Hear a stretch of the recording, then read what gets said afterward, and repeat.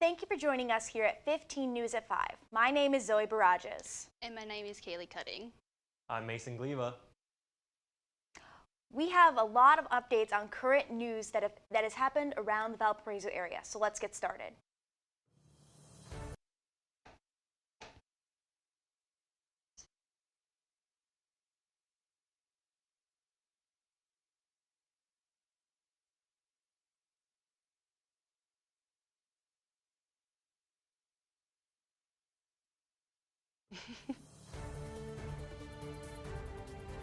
More this edition of 15 News at 5. At 15 News at 5. 15 News at 5. 15 News at 5 starts right now.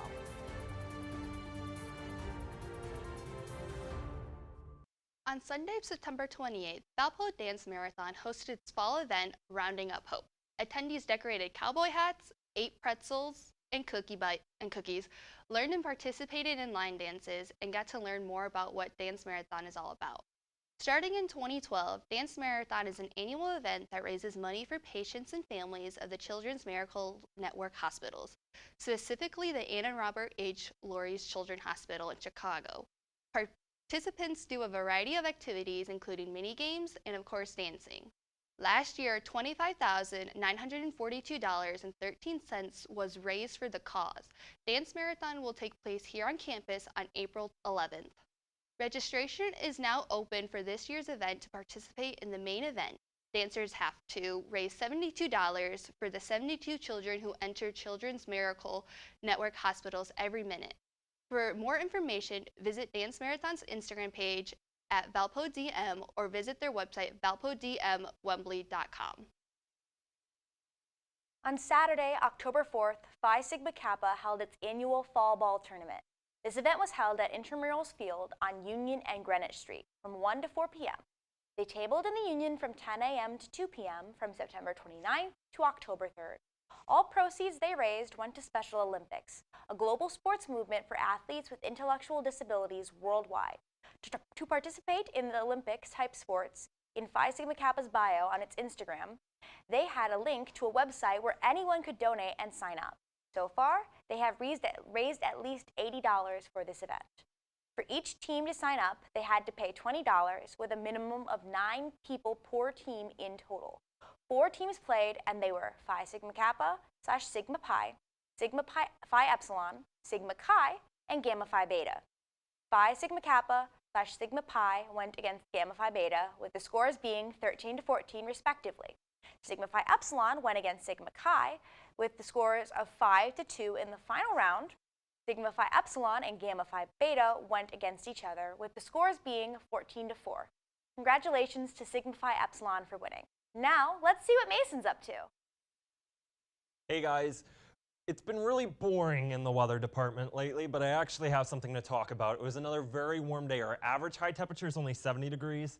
We were about warmer than that, made it to 84. We've cooled off some, sitting at 80 degrees, 81 in Michigan City. A little cooler out at O'Hare, where they've had showers already today, sitting at 74.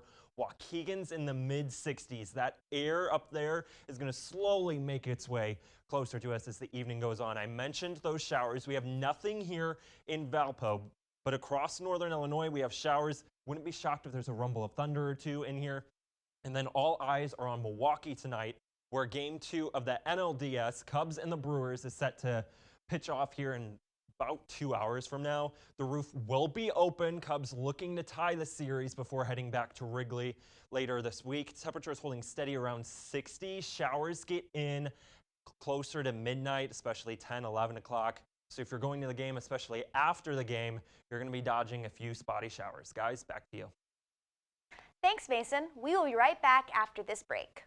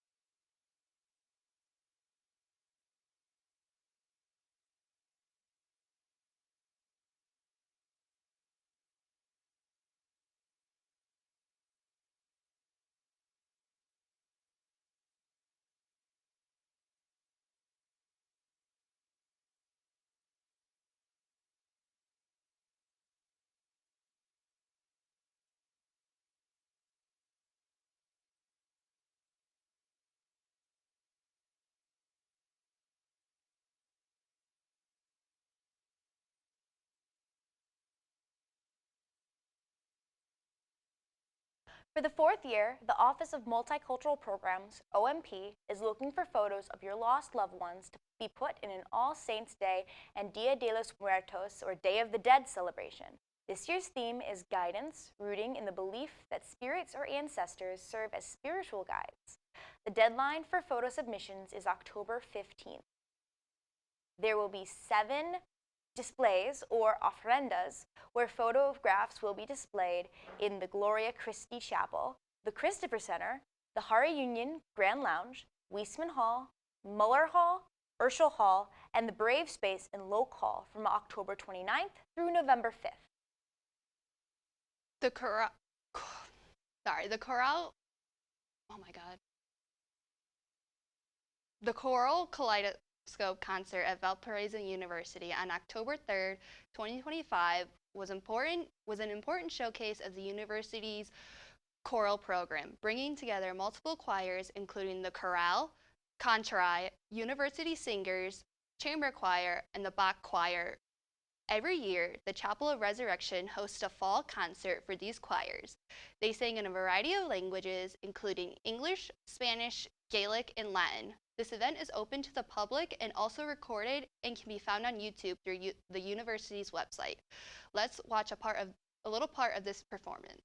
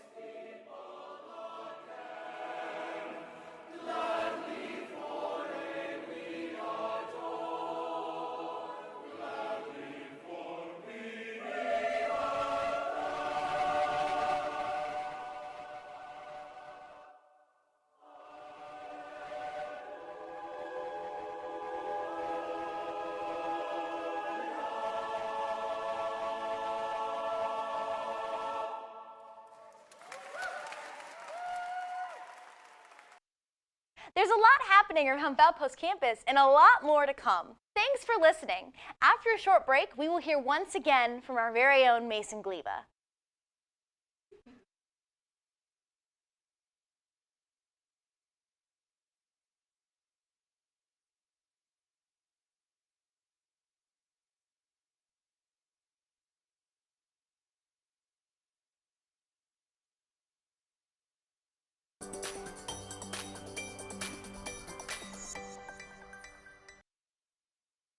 Degrees, another day in the mid-80s, flirted with the record high temperature set back in 2007, didn't quite reach the mark. We had clouds increase as the day goes on, but another big story is the drought that we're in. We're going on almost a 4-inch deficit for rainfall. Weather headlines here: a rainy and stormy night tonight. We will have a cooler end of the week and to start your fall break, but that cool down won't last that long. We're going to be warming up again.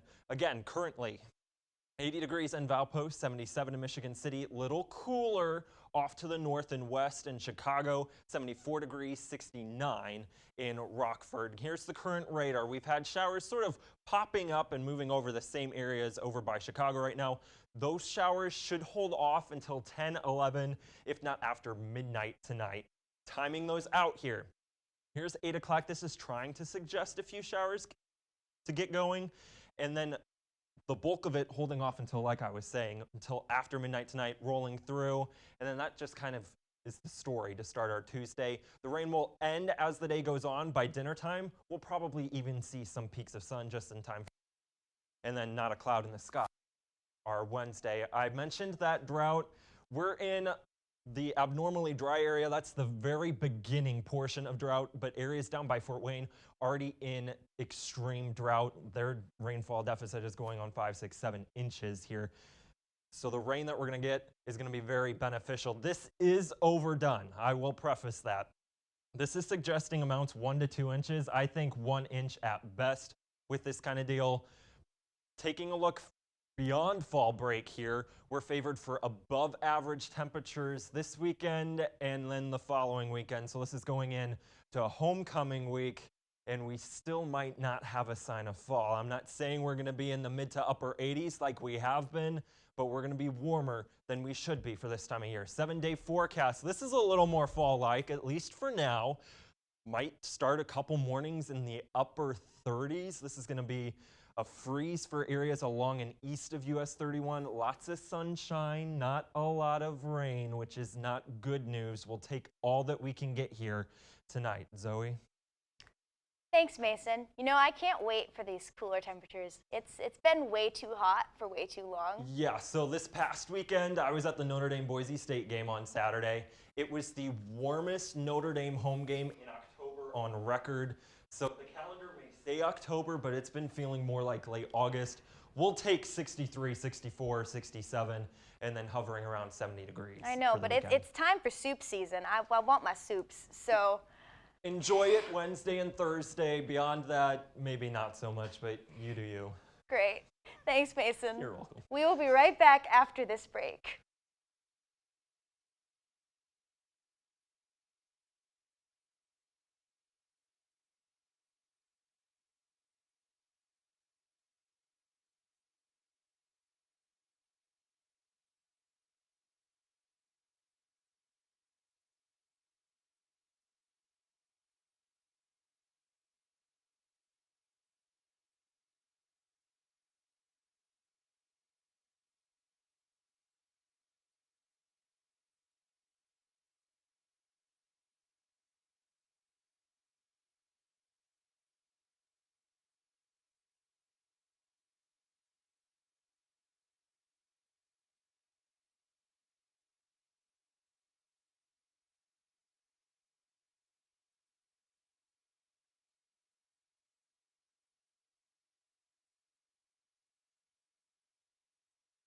Moving on to Valpo athletics, many of our sports teams were in action these past couple of weeks, starting with the Valpo volleyball team. They had a fantastic 2-week stretch, posting a 3-1 record in their first 4 Missouri Valley Conference matches, showcasing their grit through some tough games and excellence, especially on the road. On September 26th at the Arc, the Beacons kicked off their conference schedule against Drake and secured a nice win, taking it 3-1. A great start to conference play. The next day, the Valpo volleyball team hosted UNI, where the Beacons would lose 3-1 set. They would bounce back on October 3rd and 4th, sweeping Central Illinois on the road. Good luck to the Valpo volleyball team in their future games. Moving on now to the Valpo women's soccer team, they played 2 matches, one September 25th and another on the 28th, where both matches ended in ties. These games demonstrated the stout defense that has continued into conference play. Moving home, the Beacons faced UNI at home for a battle against the Panthers, but ultimately fell just short, losing 2-1. Molly O'Rear scored the one lone goal for Valpo, assisted by Tatum Coleman. The team is fighting hard, making improvements every week, and will continue to develop as a group as the soccer season rolls on. Keep up the great work, ladies. Moving on to the soccer team. The Beacons had a bye week last week and finally returned to action on October 5th, where they played Drake on the road and fell to the Bulldogs. I think they were shut out 41-0. Correct me if I'm wrong. They look forward to coming back home to play Dayton next week in what hopes to be a good game. The Flyers are 4-1 coming into that game, and that wraps it up for Valpo Sports.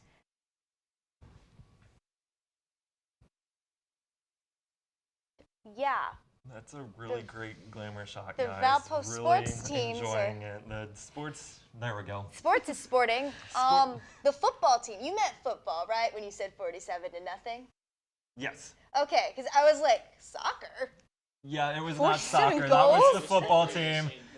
It was a game at Drake. I really want to know what the line was, because if you were taking Drake, I would have taken it all the way. It was 41-0 last I looked. That was when I was in Notre Dame Stadium. So it was not pretty, and we got Dayton, who's 4-1, coming in here on Saturday. So let's just hope we don't get shut out at home. Yep, I agree. After another break, we will hear once more from Mason with our 7-day forecast.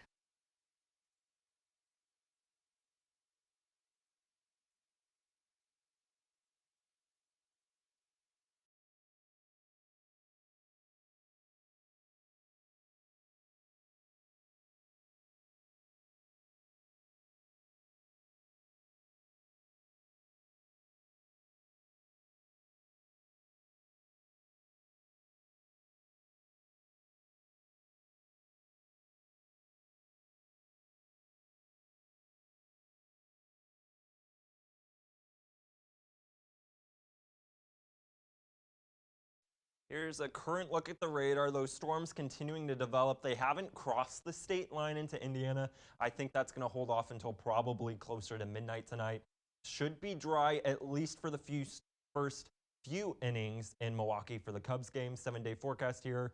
Finally, at least a taste of fall Tuesday through Friday, and then we warm up again by time we're all back after fall break.